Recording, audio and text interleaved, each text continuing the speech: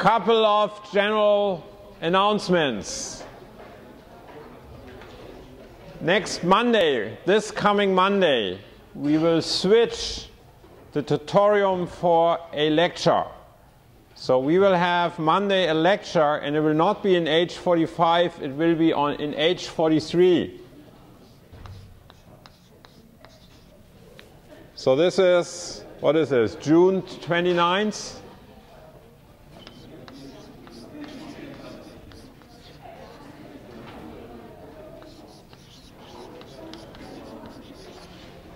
And then on Friday, there will be the tutorial. This is July 3rd, I believe, right? Which will be tutorial, and then on the following Monday, again, there will be the normal tutorial. So we will have 2 tutorials, and during this weekend, lots of problems will appear on the website to make you able to have 2 tutorials then in a row.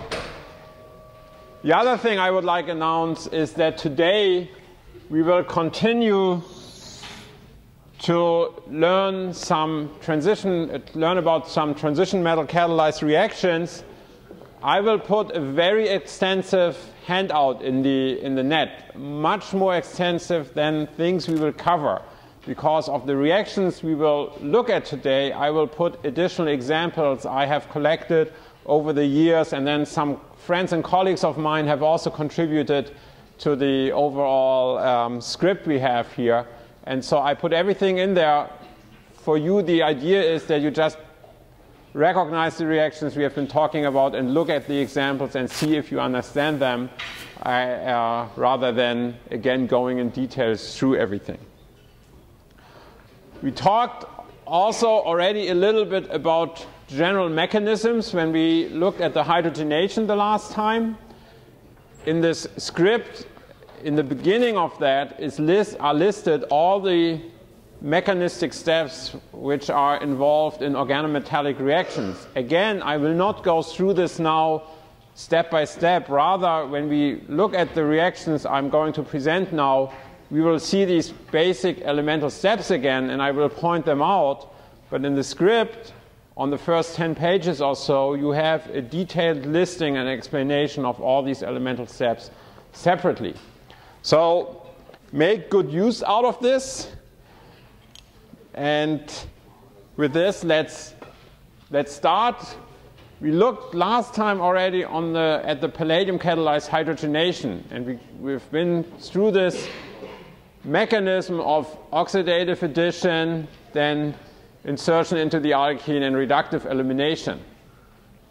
Very much related to this is a general principle of reaction which goes like this, that you have 2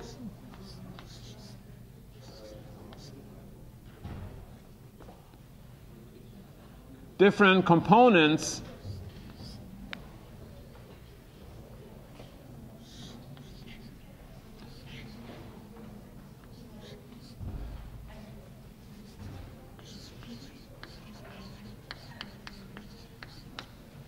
which, under the influence of a catalyst,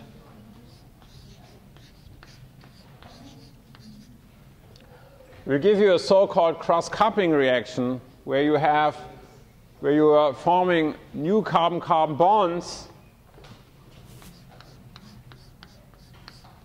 under elimination of suitable leaving groups. And the way this usually works is that the catalyst here is a transition metal,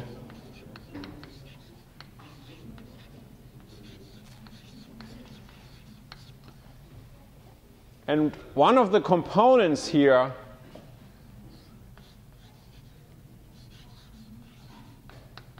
the Y here is a main group metal.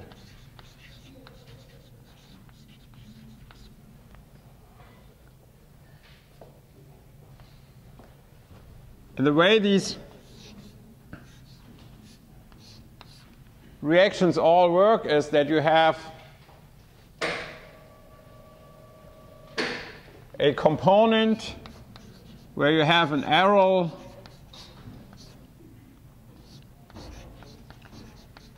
vinyl and much more limited, for reasons we will go into a little later, also an alkyl group here, and here is suitable leaving groups. And the typical leaving groups are halogens here. But other leaving groups are also known, and we will learn a little bit about triphlates as leaving groups as well.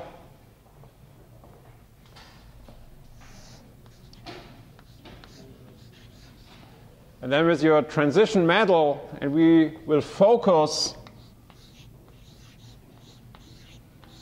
almost exclusively here on palladium chemistry, palladium 0. But there is related chemistry which goes with nickel, cobalt. More recently, also iron is very much in the focus to achieve such type of reactions. And what is typically happening here in the first step is the same thing we have seen last time in the hydrogenation, where palladium is inserting now, rather than in a hydrogen-hydrogen bond, into this Rx bond. If you think about this for a moment being magnesium, you know that step very well, because that's analogously informing a Grignard reagent. And again, we have palladium 0 here.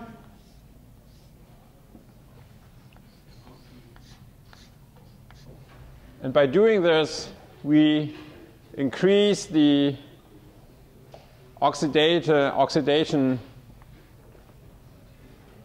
number here of palladium to +2. So again, this is an oxidative addition.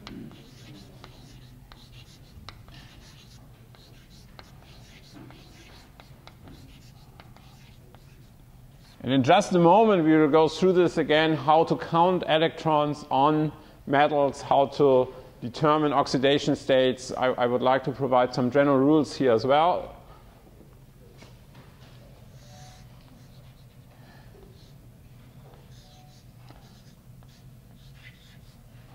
And then in the second step, your organometallic reagent comes in here. And as I said already here, I should have probably written instead of this Y right away, a metal here. Typically, this is a main group metal. And very commonly have been used organotin compounds, organoboron compounds, but the chemistry has been also developed with all types of basically main group metals and also some transition metals, such as zinc here. Arguably, probably the most important ones are tin and boron, and I will introduce this in more detail. Also, we will not really have a lot of time to go into this, but zinc is also very useful in this respect. It works analogously.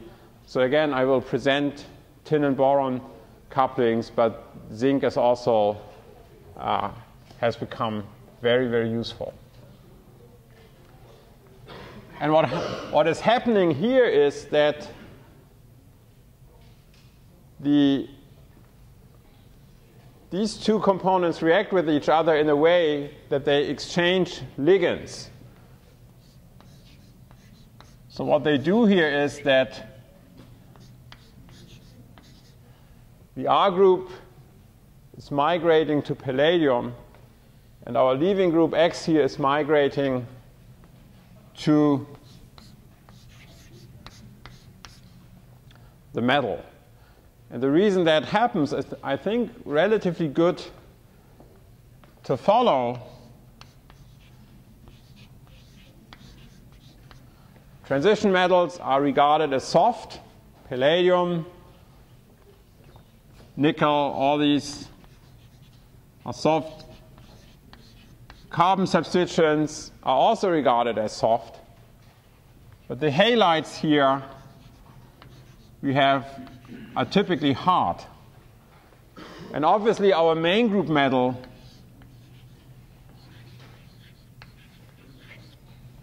has also to be regarded as hard, and our carbon substituent here again as being soft. So following the HSAB principle, it makes a lot of sense that this type of ligand exchange, which is called a transmetallation,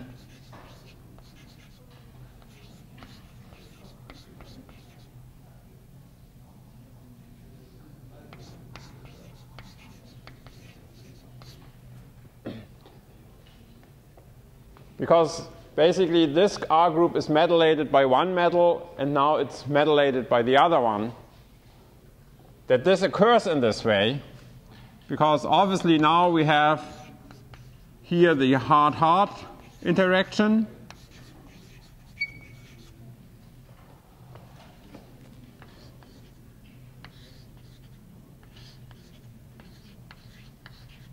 And here we have the soft interaction. So following that principle, this way, this transmetallation is driven in the direction I have shown that here.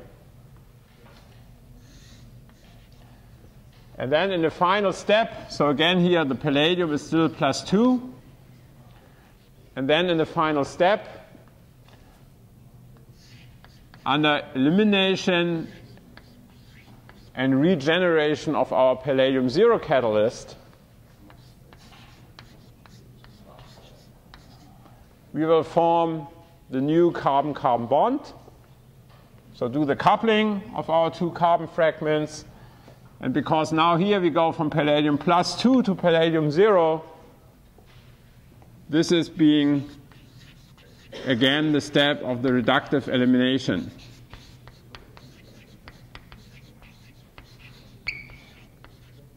So the basic sequence here is oxidative addition, transmetallation, reductive elimination. These are the three steps that are involved here. And following this principle, you will see that an amazing type of different variety of chemistry has been developed to make this very useful bond transition. Although palladium is expensive, this reaction has been so well optimized that catalyst turnovers are very high, so that these type of reactions are also applied extensively in industry. There are industrial, especially like in pharmaceutical chemistry, to do combinatorial library synthesis.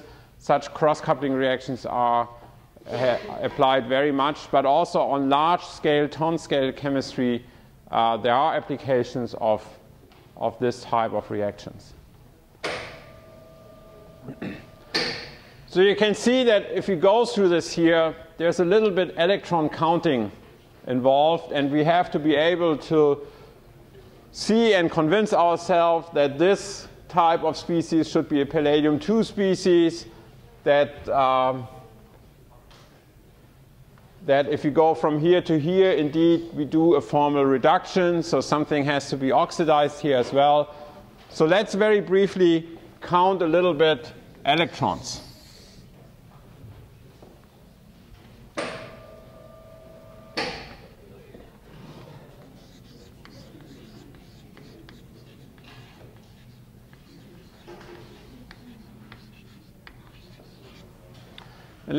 Let's do this on a typical palladium complex.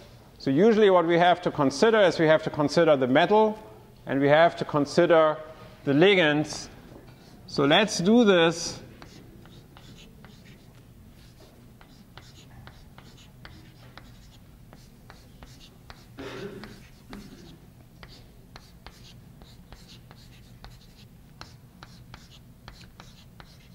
taking as an example a very common homogeneous palladium catalyst, and this is palladium tetrakis triphenylphosphine.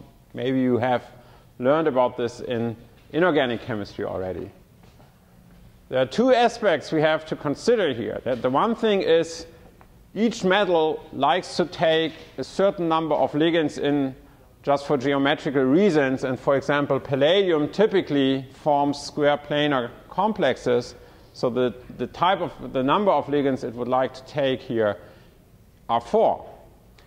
The other thing is that the dominant role in transition metal chemistry is the 18 electron role, as opposed to the octet role, which we had by the main group elements, that all atoms strive to have 8 electrons. Transition metals, because it's the s, p, and now the 5d orbitals as well, strive to have 18 electrons. So typically, an 18 electron complex is stable because it has like the stable filled shells. On the other hand, an 18 electron complex then is also catalytically inactive because no new ligands or so can go into the can approach at that time, and therefore no reactivity can be expected. Now in the inorganic chemistry you will learn that you can torture transition metals and exceed the 18 electron role and like force it to have 19 or 20 or so. Organic chemists do not torture transition metals. For us, usually 18 electrons, that's it. And so we have always, if we want to have an active catalyst, we first have to go from 18 electron species to lesser electron species by dissociating ligands, and then have a catalytically active species which can undergo reactions. But usually in these type of catalysis we see, we never exceed 18 electrons because that is thermodynamically way uphill. The other thing which is done here is you can see that this phosphorus here has basically 4 bonds. If we would write, let's say, a Wittig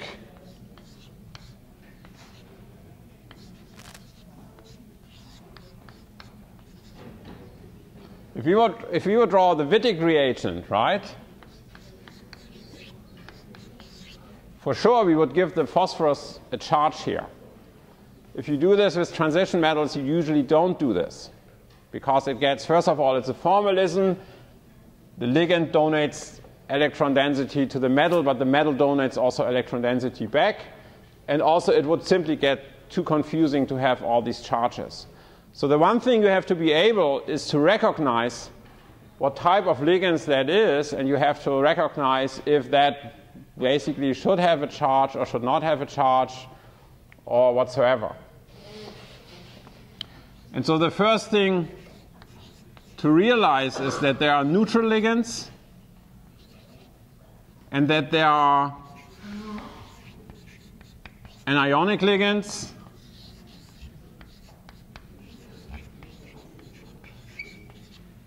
and you will learn later in inorganic chemistry that there's exactly one cationic ligand as well, but again, for organic chemistry purposes, these are the 2 types of ligands which we handle.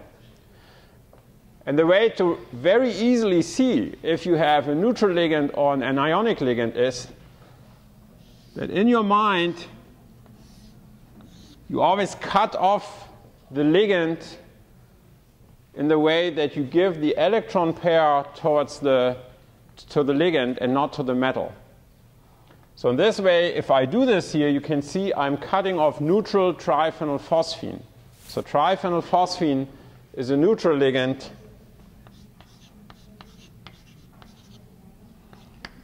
Amines are neutral ligands. Carbon monoxide, for example, is a neutral ligand. Let's look just at the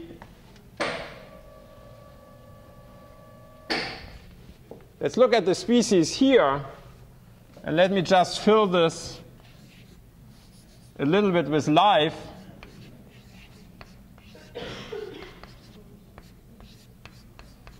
Let's simply take 2 alkyl groups here, 2 methyl groups.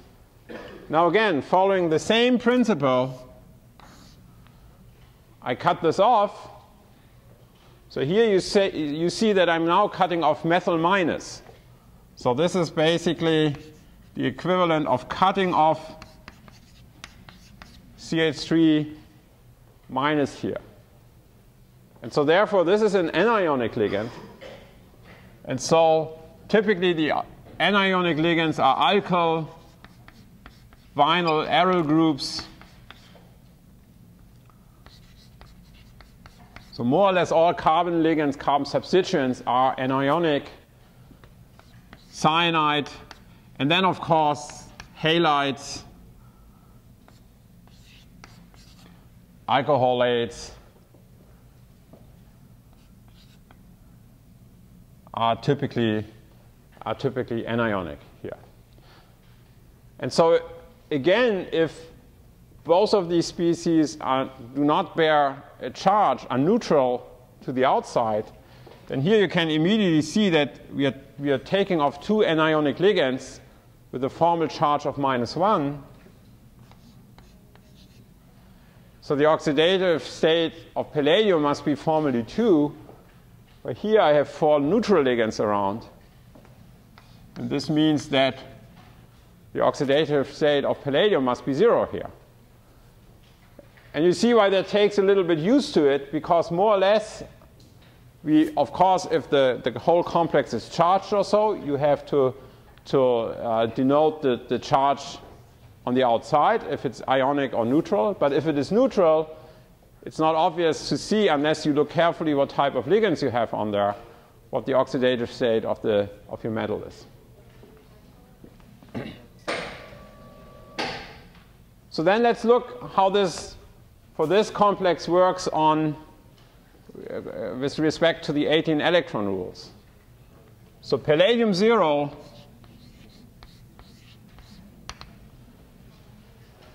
has how many, and for the transition metal, we consider the d electrons, and then the ligand is providing the electrons which will go into the s and p orbitals. So how many electrons does have palladium 0 in the what's the ground configuration? Ground configuration is d10, meaning it has 10 electrons in the outer shell. And then we get 4 times 2 electrons through the triphenylphosphine from this lone pair here. So this is 8 electrons. And so following the sum here, this is a 18 electron species. So that is perfectly happy, saturated.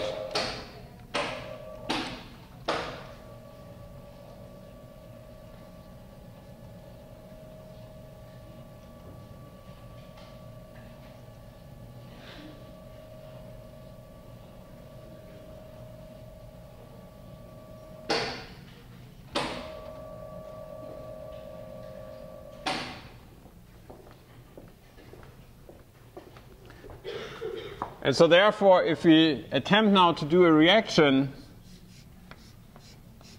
let us take a specific example, iodobenzene,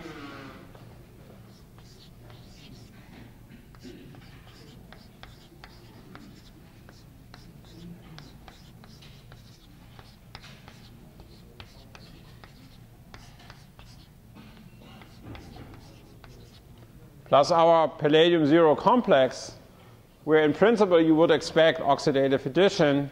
The oxidative addition cannot take place here as long as that this is coordinatively and also from the point of 18 electrons a saturated complex.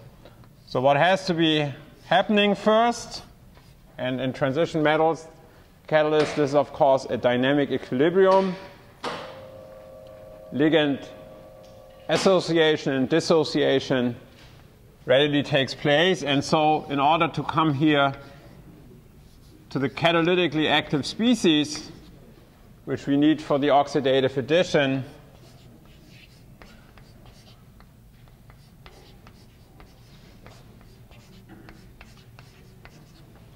two triphenylphosphines have to dissociate in order to make room for the two ligands which will come in here in just a moment. So note here again,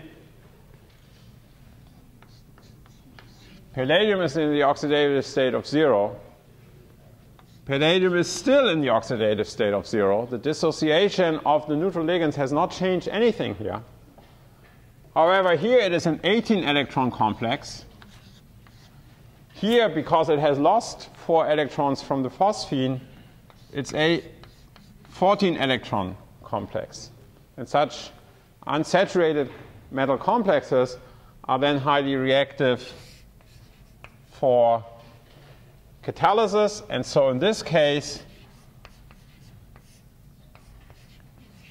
the two vacant coordination sites can be occupied in an oxidative addition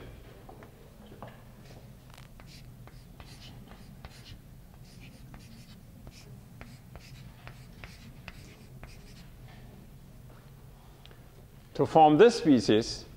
Now let's look at this again. So why is this an oxidative addition, or does our counting still hold? So basically, if we cut this off, we are cutting off as a ligand iodide minus. We are cutting this off. We are cutting off the aryl group or the phenyl group here in my example. Up here, we are cutting off aryl minus. So it makes perfectly sense that in this case, palladium has the oxidative state of 2. Palladium got oxidized. So again, this is the oxidative addition taking place here. If somebody gets oxidized, someone also has to get reduced. And if you look at this here, formally we have -1 on the iodine, we have +1 on the carbon, and so the carbon went from +1 to -1, so that has formally taken up the 2 electrons. And now this species, again, let's do the electron count.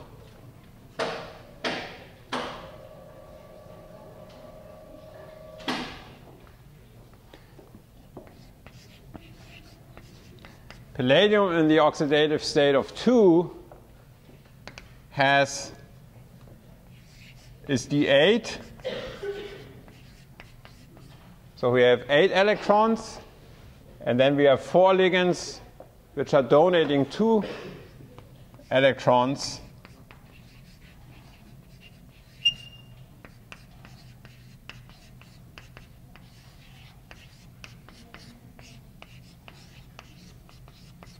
And so this is now a 16-electron complex, as opposed to the 18-electron complex here, because again, formally an oxidative addition, an oxidation has taken place, and this is where the 2 electrons are missing here if you calculate them for the palladium.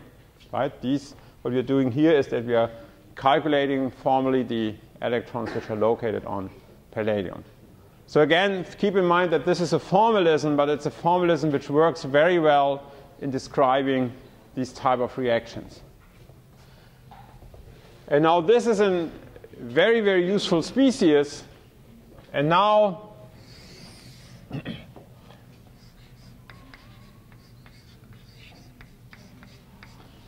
having this species, and very often the neutral ligands, if you draw mechanisms or so, you just leave out. So I will continue simply writing this as aryl palladium iodide. This can react now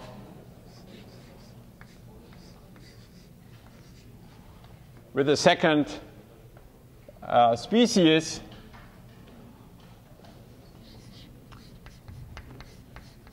And there have been some very nice reactions being developed. The so-called Stilly reaction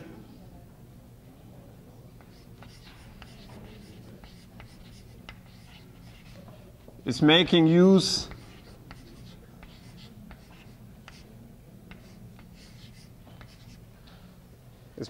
of tin compounds, tributyl stannol and then compounds which have another carbon substituent here.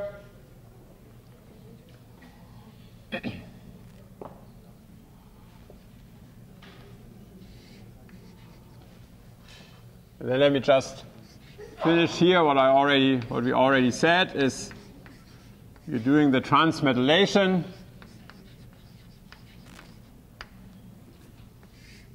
And then we do the reductive elimination to form the new cross-coupled product here.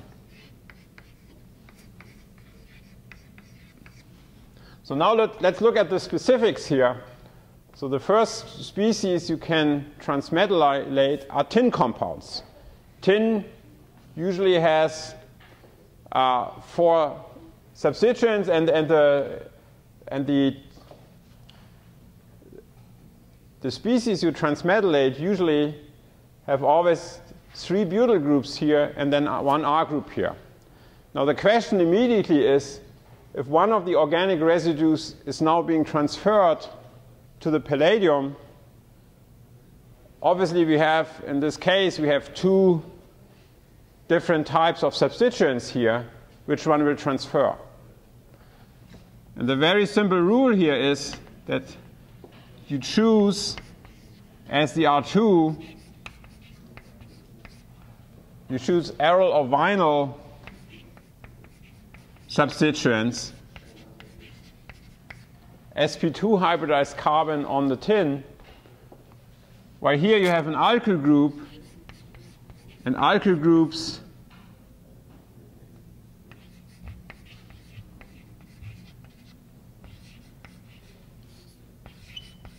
do not undergo transmetallation,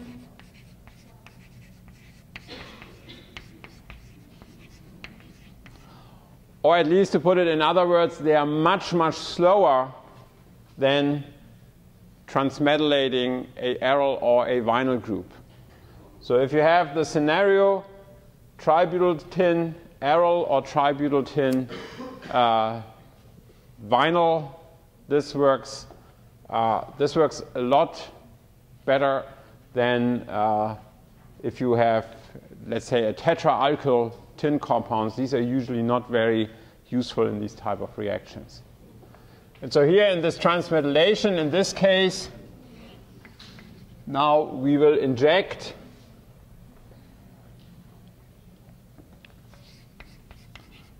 let's put it here in the transmetallation step.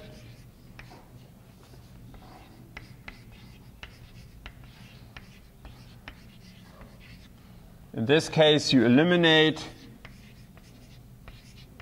tributyl tin and then the halide.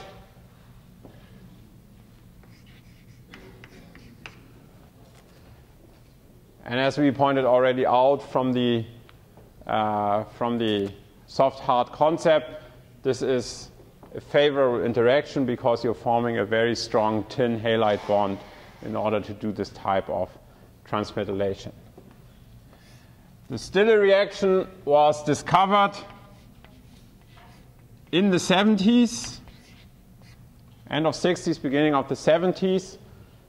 Professor Stilly has made many, many contributions. Unfortunately, he died very early. There was a plane crash of a US airplane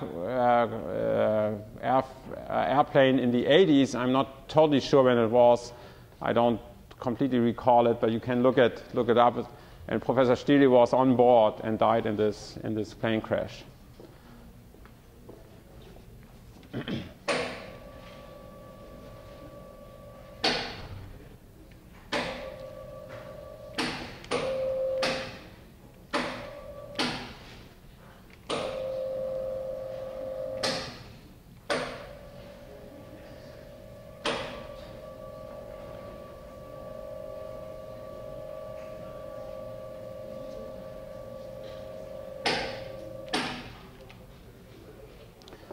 Before we look at some more specific examples here, let me introduce a second reaction here. This is again very similar, and I simply will use the aryl iodide iodobenzene again as a substrate.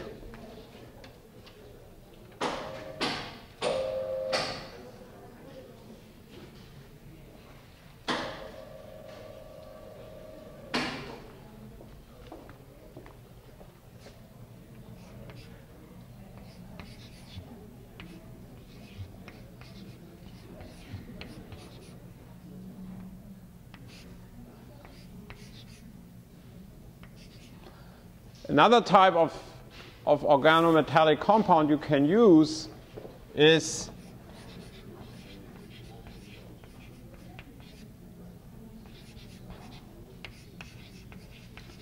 that you can transmetallate boronic esters. This is the so-called Suzuki coupling.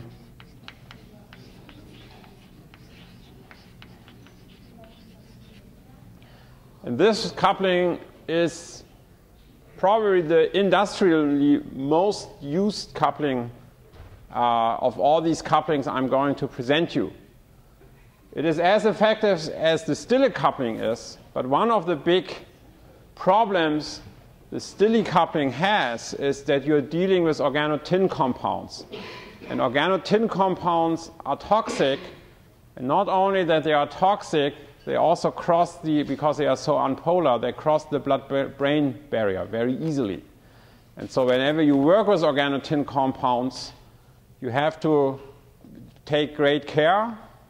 But also, if you would devise a synthesis, let's say for a new drug, regulations to get out all tin are extremely high. And so therefore, it's almost impossible to get tin out in a PPT or PPB area as you would need it in order to have clean enough products. Boron compounds are almost untoxic, and there are people who say you can actually eat them and nothing will happen. So the Suzuki coupling has become as a very important alternative, and as I say, it's widely used in industry. So the reaction works analogously. However, there's one very major difference, and the difference is that you need a base, and that is also eventually a disadvantage with respect to the Stilly coupling, because if your substrate is not tolerating basic conditions, then the reaction will, then you cannot do this type of reaction. You can take many bases, but you can also take very simple bases like hydroxide. You can run these reactions in water or in aqueous solvents. Everything is tolerant against this. So that makes it also easy to set this up, that you do not need special precautions like dry solvents or so. It works very well. Why do we need the base? This reaction starts very analogously with the oxidative addition. However, in the next step,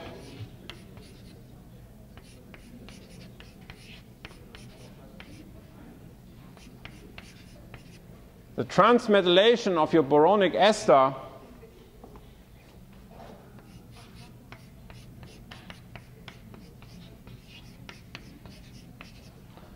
to form your palladium species and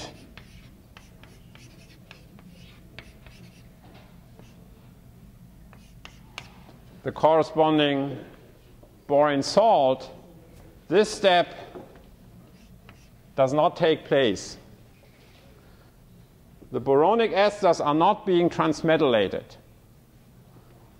What is, however, transmetallated very easily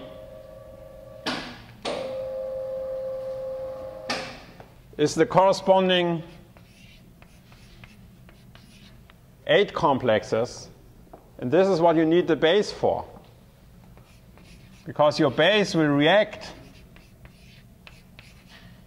with the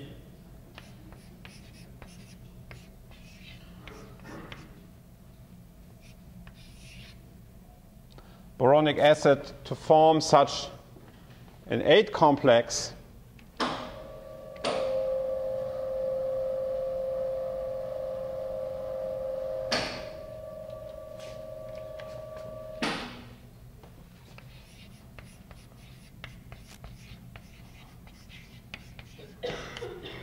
And this one will readily undergo the transmetallation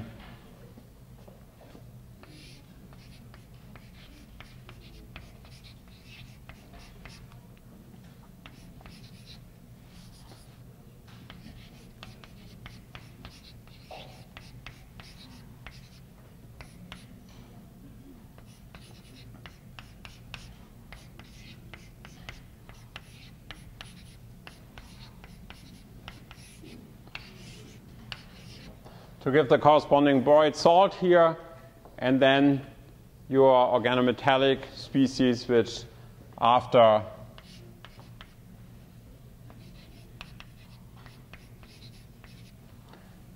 reductive elimination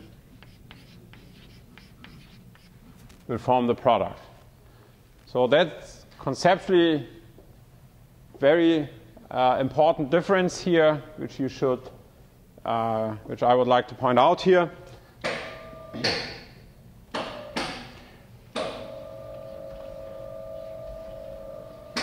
Now, Suzuki was one of the first ones to discover this, but a second person should be named here, also from Japan. This was Professor Miyaura, who also made many early and great contributions to this. So commonly this coupling is either referred sometimes as a Suzuki coupling. More precisely, it should be one should refer to it as a Suzuki-Miyaura coupling. Okay, so now these are two very important examples we have here. And let's look again a little bit on the general scope here.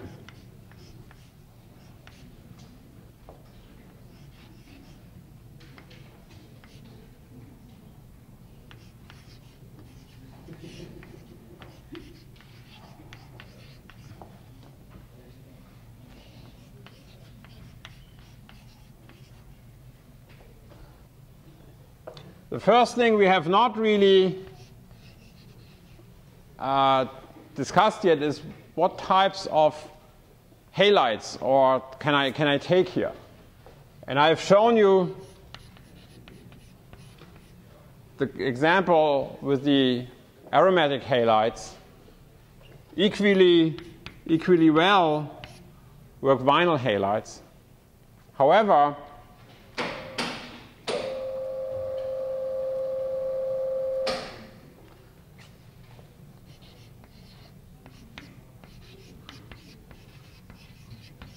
what is not working very well, to the point that it's not working at all, only some very special alkyl halides can be used here.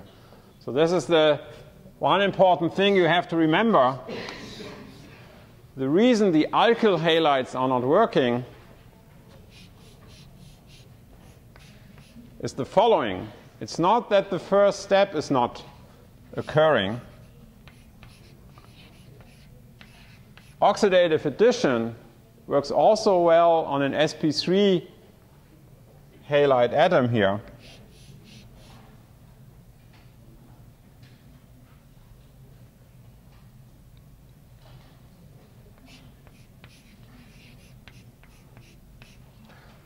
However, in difference to, let's say, a Grignard compound, which would be perfectly stable, like an N-alkyl pentyl Grignard, what I have drawn here,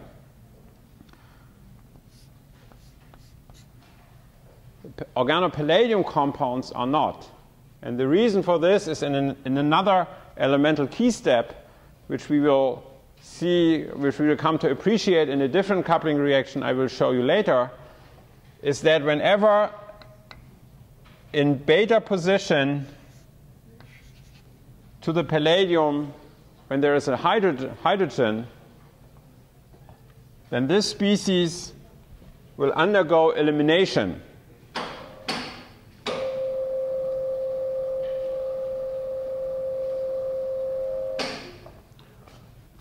So what is very rapidly happening here is that you eliminate this palladium hydride species here, forming the alkene here. Let's look at the oxidation numbers here real quick. So it has +2 here. It still has +2 here, eliminates to the alkene. And then this species will now undergo the reductive elimination to form the acid and palladium 0. And this elimination here has a special name. It's common in organometallic reactions. It's a so-called beta hydride elimination.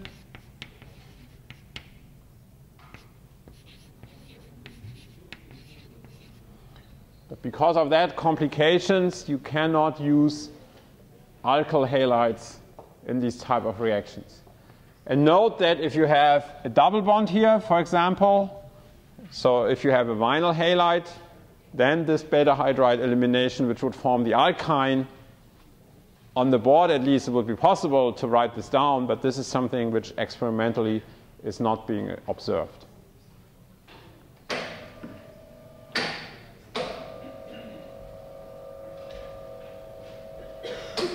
So let's look over here. And I've shown you the examples I took there with iodide. And iodides are the most reactive species. But also bromides work. And now, without going into detail, chlorides work as well. And especially if you think about industrial applications, the problem is that chloroaromats are very inexpensive. If you go from let's say chlorobenzene to bromobenzene, you increase the price by a factor of 10. If you go from bromo to iodine, you increase the price by a factor of 100 to 1,000. So very obviously, the chloroarenes are the desired substrates. And in fact, these type of coupling reactions became only attractive for industry when that problem could be solved to find the right ligands which will activate palladium so much that also chloroarenes are able to react. And I believe you understand why the chloroarenes, for example, are less reactive than the iodoarenes. The carbon chloride bond is a lot stronger than the carbon iodine bond. So to break in the initial step, the carbon chlorine bond needs much higher activity. Now, a very interesting leaving group which has been developed as well, which is in reactivity relatively close to the bromides, are triflates. And let me show you what triflates are.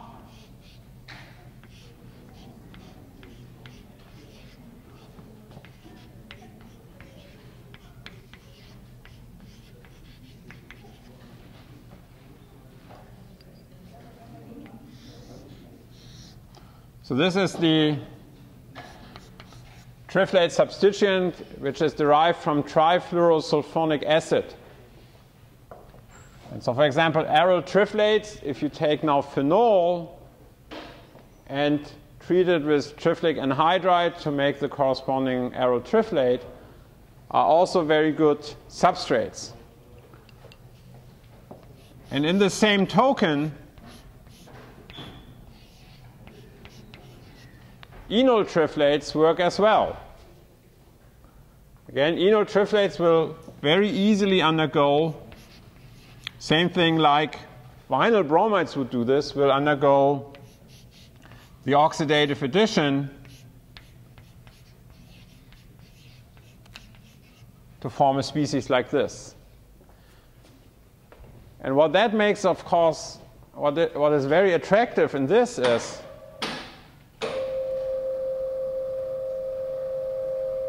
if you think about how you would prepare an enotriflate, you could start from a carbonyl compound. And all you have to do is you have to make the enolate of this carbonyl compound, this LDA, and then you trap the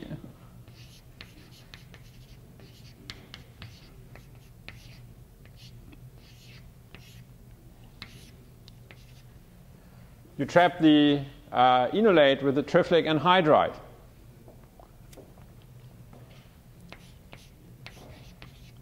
Very often only abbreviated as this. So you take trifluorosulfone acid, which you can buy. You make the anhydride by dehydrating it, and then enolate can be trapped, and then you can use this for coupling. So basically, whenever you see a carbonyl compound, in principle, you have a suitable substrate for these type of cross-coupling reactions. And that's, of course, what makes that extremely attractive.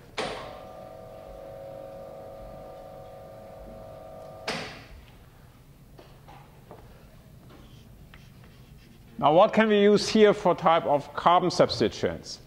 And again, there's a very important difference between Stilly and Suzuki coupling.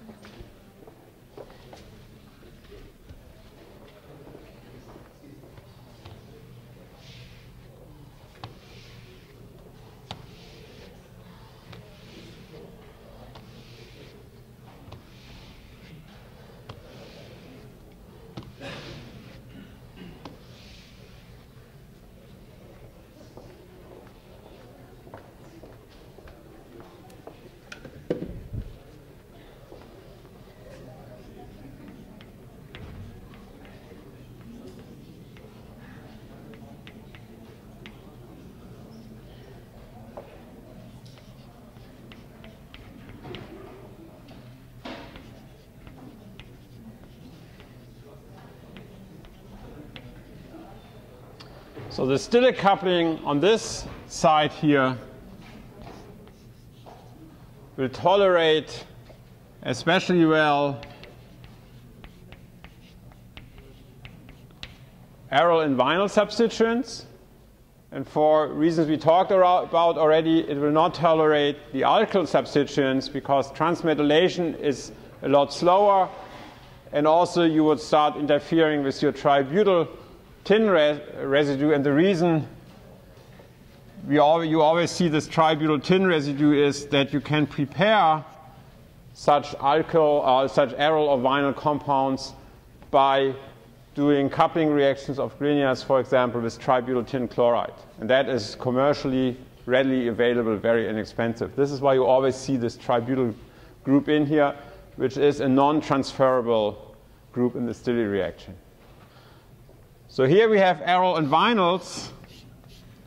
And again here, we also already said aryl and vinyl. But the Stilly coupling can be run under so mild conditions, low temperature, no base involved, that the Stilly coupling also tolerates an acyl group. So in the Stilly coupling,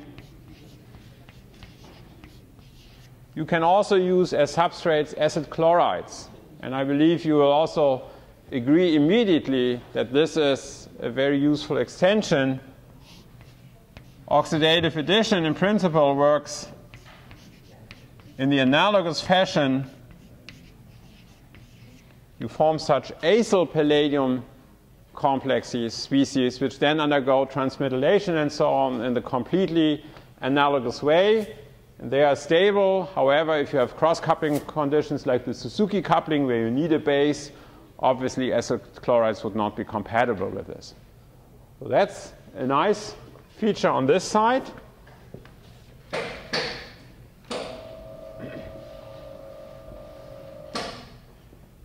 If you compare this now to the Suzuki coupling,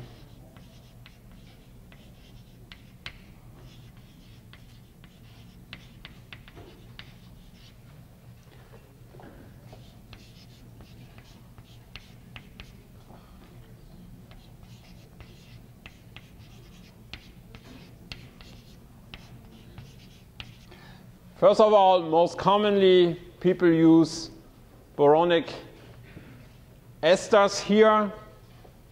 Alternatively, and you have examples to this, you can also use the 9-BBN residue, which we already learned about when we talked about hydroborations. And again, because this is a bicyclic chelating residue, this is not being transferred. It's only the R group which is being transferred. However, much more common is to use boronic esters. Boronic esters you can buy in large variety. I believe there are more than 200 boronic esters with different R groups commercially available nowadays.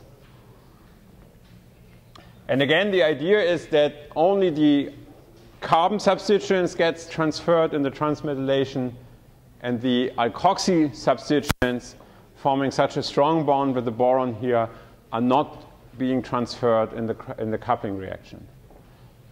So again, we said already, this is again true, aryl and vinyl groups are good here on this side. Again, here halides, but also triflates are working. And on this side here, aryl and vinyl groups work, but here again, especially important, and please take note of this,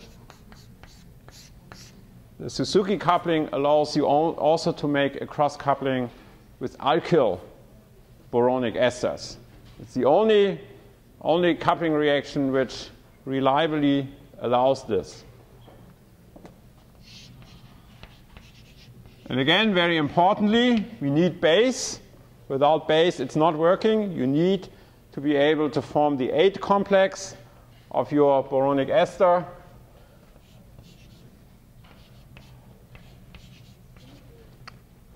But then the reaction works very reliably, and you can get the corresponding products.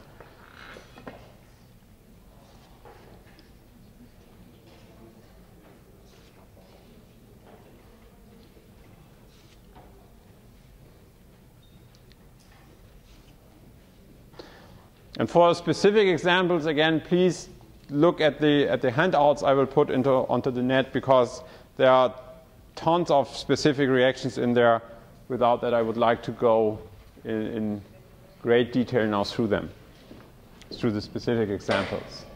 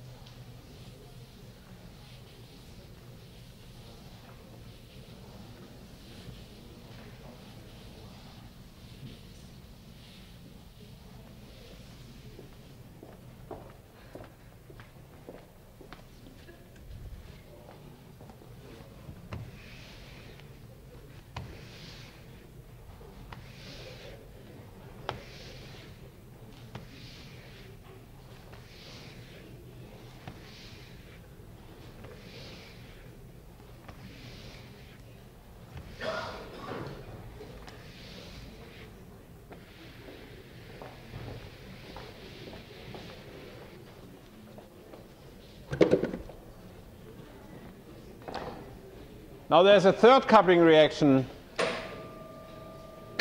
I would like to introduce to you.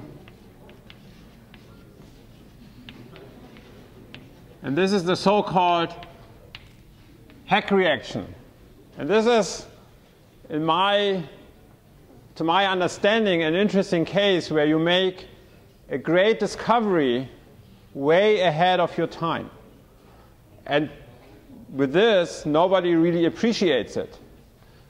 The Heck reaction was already discovered by Richard Heck in the late 60s.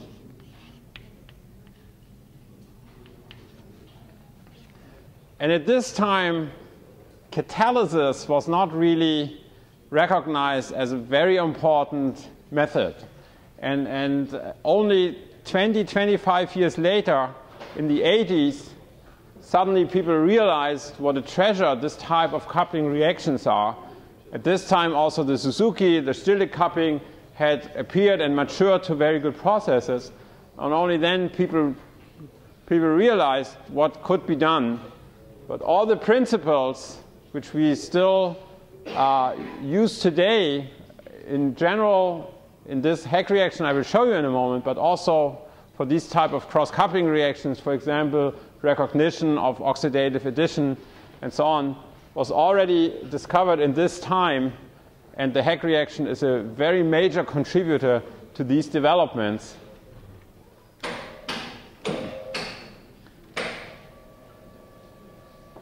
So the reaction is a little bit different. Again, let's do this on an aryl halide. Vinyl halides work in the same way.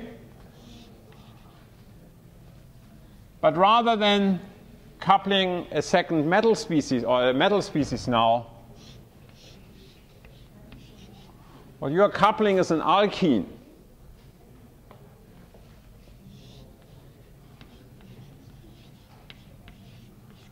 Palladium 0. Usually you need a base.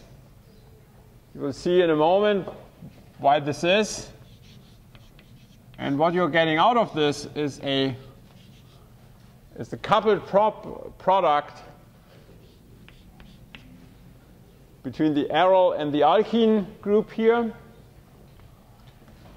What you're eliminating in this course of reaction is HX, and this is why you need the base for in order to neutralize this. And so this reaction works with aryls, works equally well with vinyl substituents.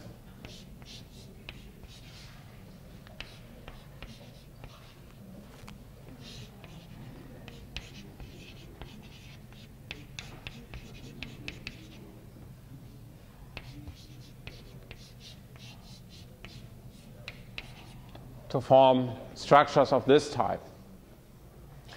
Now the reaction from its mechanism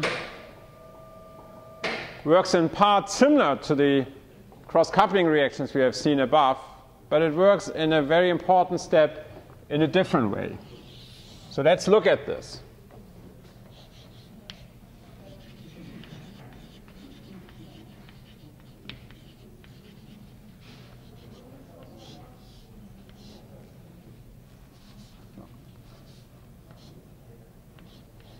So the first step is again our oxidative addition of our palladium 0 catalyst into the aryl X bond.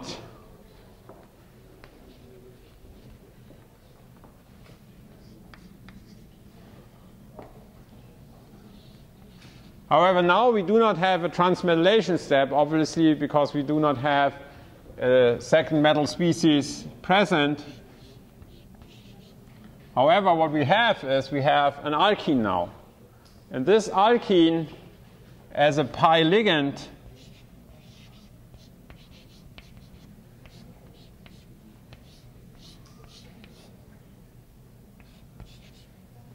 can very nicely coordinate with the alkene here and the palladium fragment. And now what is happening in the next step is that, very analogously to the mechanism we discussed with the hydrogenation. Think about this. In the hydrogenation, we had two hydrogens here. Now we have an aryl and an X group. But in principle, it's the same type of ligands. What will happen now is an insertion reaction into this aryl palladium bond.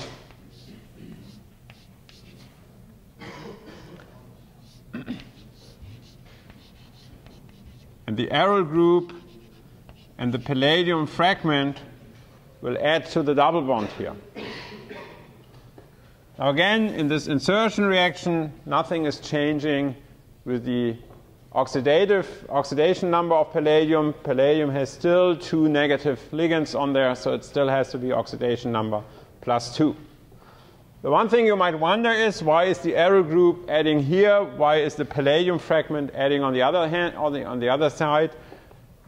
Probably the steric argument is one of them, that aryl group and this R group try to avoid each other. The other important feature is that this is a cis addition. Aryl and palladium adding from the same side onto the double bond, and you will see in just a second that this has important consequences.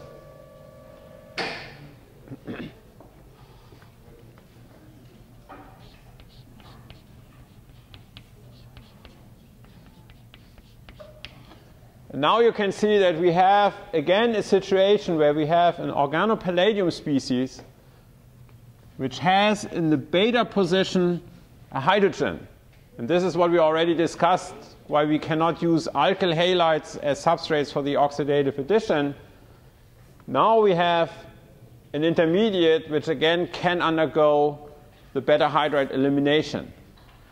However, in order to do so, the beta hydride elimination requires the cis stereochemistry between the two leaving groups. So other than many E2 eliminations, which you have learned being anti, the cis beta hydride elimination is a Syn elimination. So what has to happen here in the next step is you have to do an internal rotation here.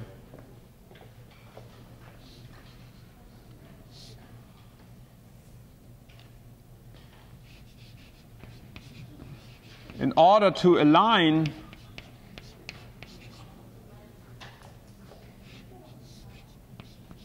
a hydrogen Syn to the palladium. Now, in principle, I have two hydrogens here which I could align Syn to the palladium. What will happen is that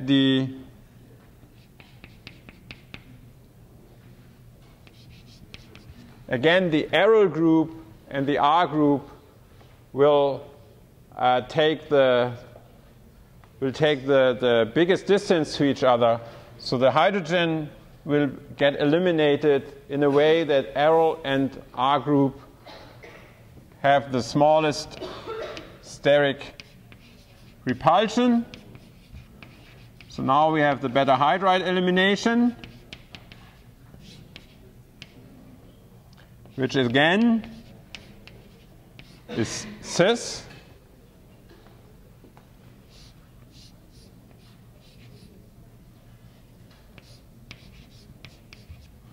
Which will give us then the alkene product. Again, we are eliminating H palladium iodide, still in the oxidative stage of +2, which will now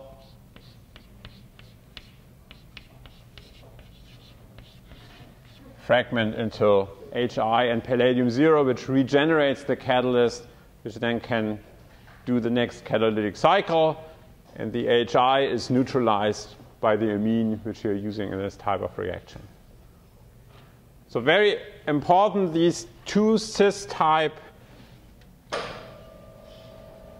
eliminations. I will put a question then in the tutorial, but I can also pose it here, and you might want to think about this on the weekend. And so the question is, for example, if you run a Heck reaction, which this alkene here as a starting material, where you have the methyl group and the ester group trans to each other,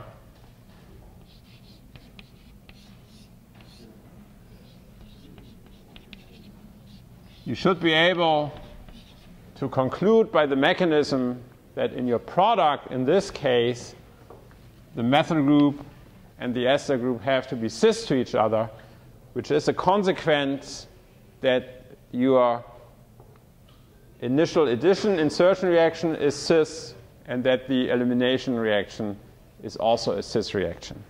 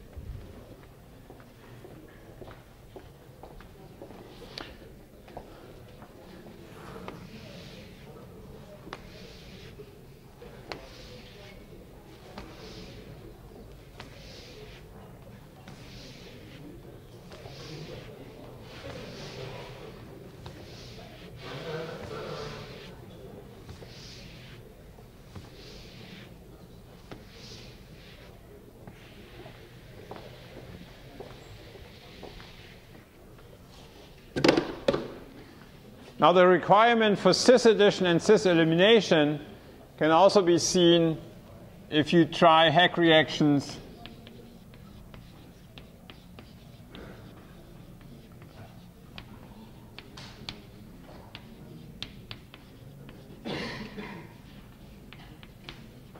with cyclic alkenes.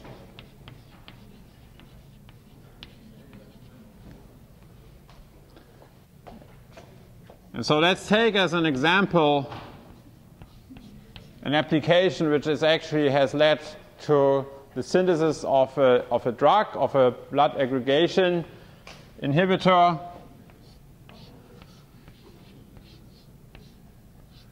Oops, sorry.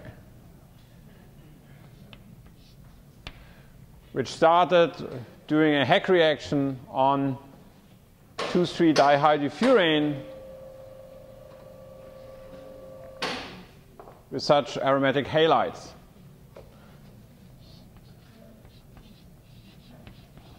So again here, palladium 0, nothing new here, is doing the oxidative addition. However, now what we have to see is that we have an electronically unsymmetrical double bond here. The question is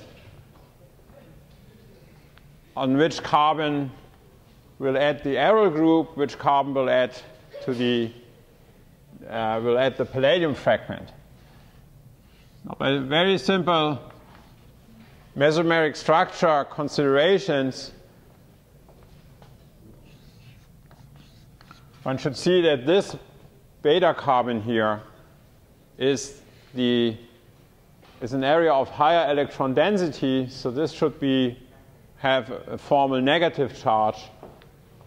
This should be more positively charged here. And now if you look at this here, if you think of the analogy to a Grignard reagent, our alkyl fragment here should have a negative charge, and our metal fragment obviously should be the should be the electrophilic part. So this way it makes clear that I believe it's clear that if now this species reacts with dihydrofuran, the addition takes place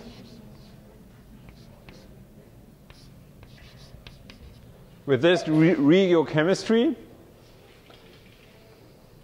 And again, let me emphasize that the addition is a cis addition.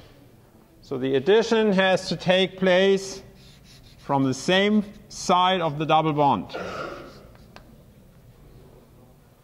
Now what about the elimination, which is the next step? And we have a couple of better hydrogens available. However, this hydrogen here, which would be probably most favorable, because if you would eliminate in this direction, you would form the enol ether, you would form the conjugated double bond system. So thermodynamically, this should be the favored pathway. However, that would involve a beta hydride elimination where palladium and hydrogen is oriented trans to each other. And this simply will not happen. And so what will happen instead is that this hydrogen will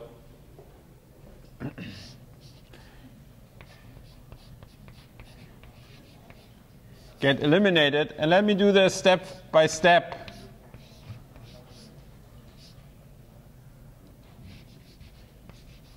So we have the aryl group here.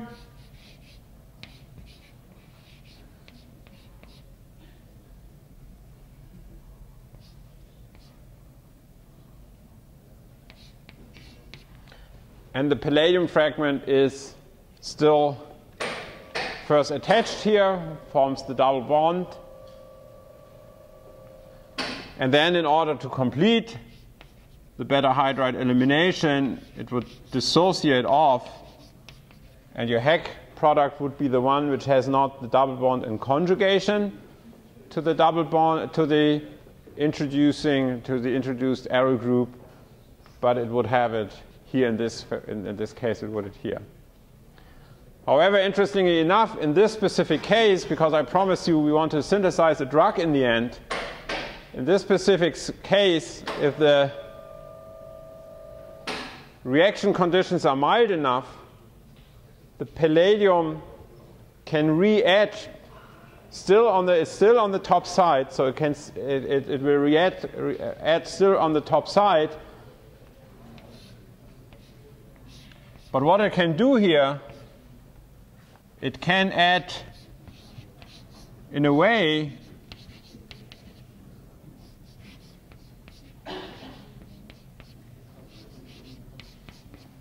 that the palladium fragment is now moves to the next atom. And now in this case, it has a hydrogen available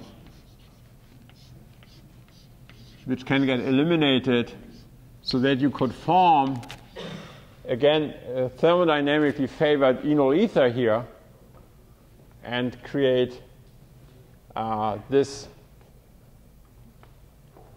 type of dihydrofuran. And if you do this a second time,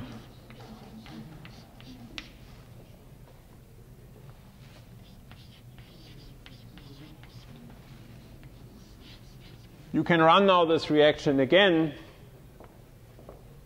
The aryl group will now attack opposite to this substituent. I believe this makes sense.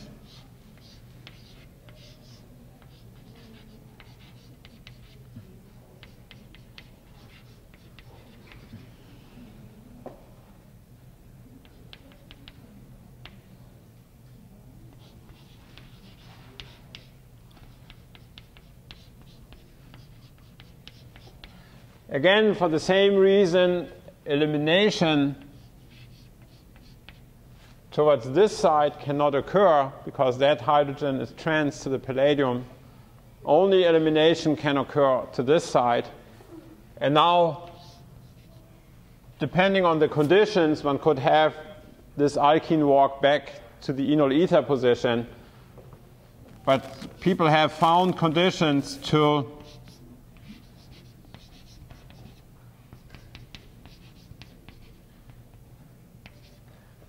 stop the reaction in the way that basically on this stage the palladium is dissociates off.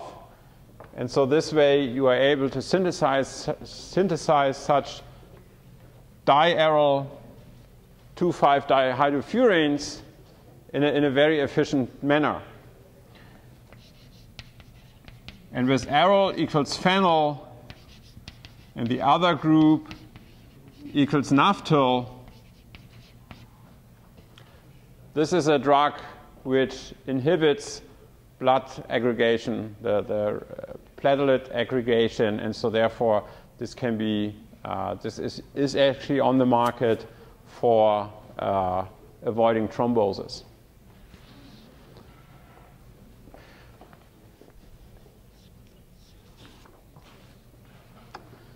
Now here we had a case where we could not do a beta hydride elimination. There are other cases like this available as well. And as you will see in a moment, this constitutes great opportunities for the final exam. Let's look at a case. And again, you have many, many more examples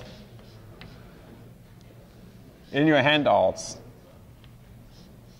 And I hope you're not getting threatened by this, because always it's the same, it's always the same principle. All you have to do is consequently do these oxidative additions, insertion reactions. Look if you have a hydrogen in beta position which you can eliminate, and if it's not possible, look for an alternative. Now let's look at this iodide here. I think that's an interesting case. Did I draw this correctly? I believe so.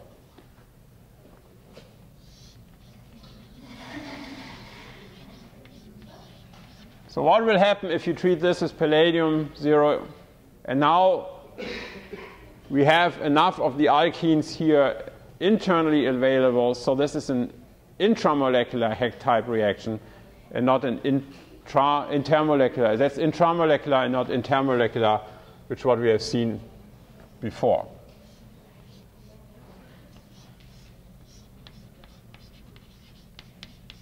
So the palladium will insert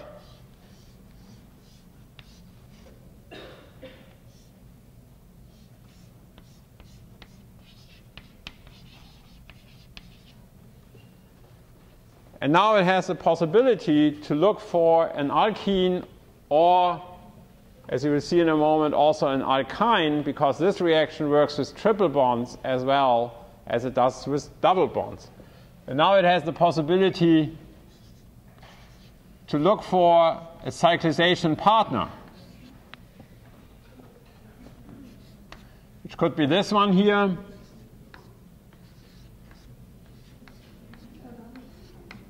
or it could be this one here. Now, if you look at the possible ring closing reactions it could do here, it could form a 6-membered ring, it could form a 7-membered ring, it could form a 4-membered ring here, and it could basically form a 5-membered ring. Now, you know that 5 and 6-membered ring closures are very good.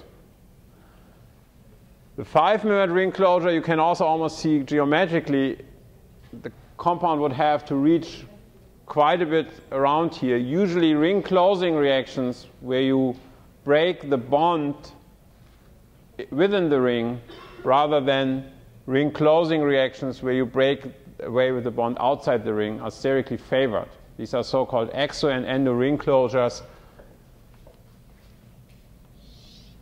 If this would adhere, this would be an endo ring closure because the bond which we are breaking here would break within the ring.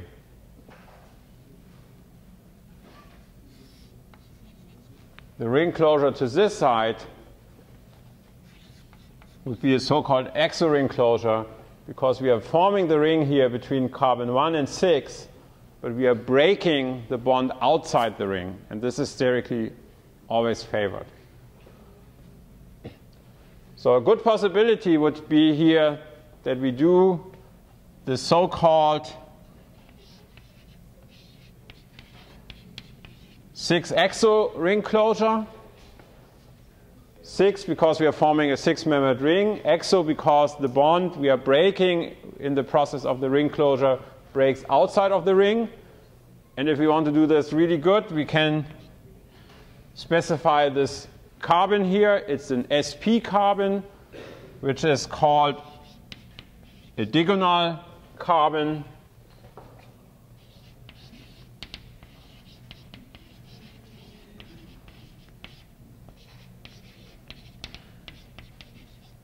An sp2 carbon we would call trigonal, and sp3 carbon we would call tetragonal.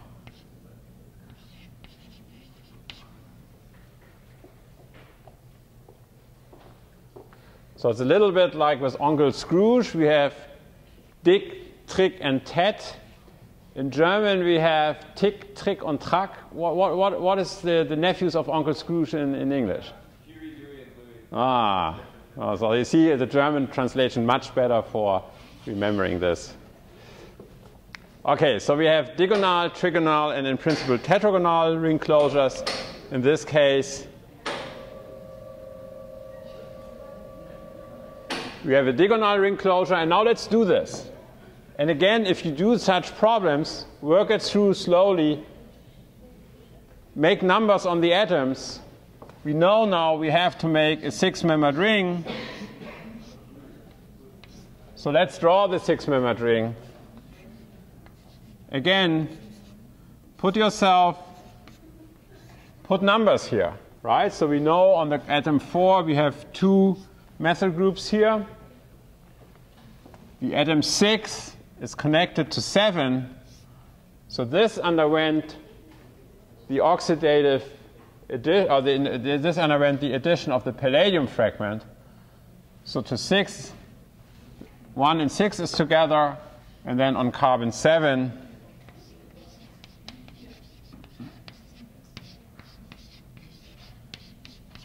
our palladium fragment has to add, and again, it has to come from the same side. So in this case, we have a double bond here. So the newly formed carbon-carbon bond and the palladium have to be cis to each other. Okay, and then we need the other arm here. And again, to be completely on the safe side, we put the numbers here. Now look at this. This palladium species has nowhere to go. It cannot do a beta hydride elimination because there is no hydrogen. However, now the situation is a little bit different. Let me circle these numbers now. Now we can, if we calculate this through, we have the possibility to do another ring closure here, 6-membered ring. And again, it's an exo ring closure because we close the ring, this bond will break, so it breaks outside the ring. So now we have the possibility to do a 6-exo trick ring closure. And again, we draw everything we have here, and we should do it in the exact same way.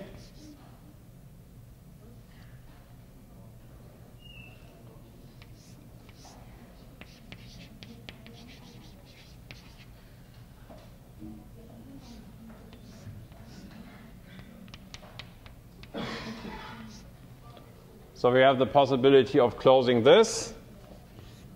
1, 2, 3, 4, 5, 6. And so then on the 6th atom, which I have circled here, should be my palladium fragment. And now you can see that this palladium fragment has a better hydrogen available.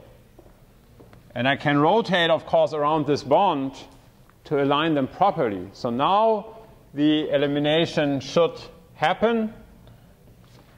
And so therefore, as the final remark here, let's draw the product.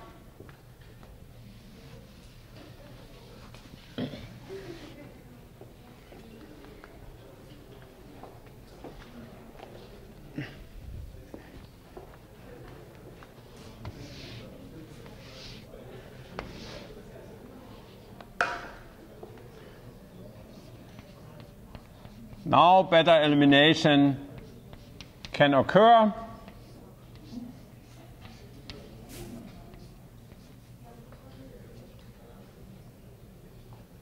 Is this any good here, what I did here? Jesus. And nobody was complaining. Ah, yeah. Good thinking. Is this right? What do you mean, no? Unbelievable the editing process I have to do now, because nobody was complaining. 1, 2, 3, 4, 5, 6. So now it should be okay.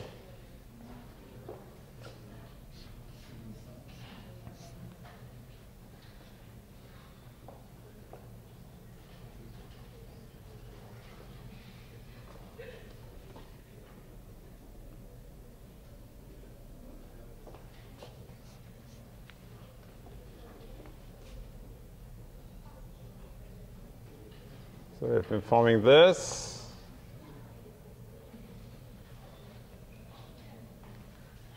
I can, yeah.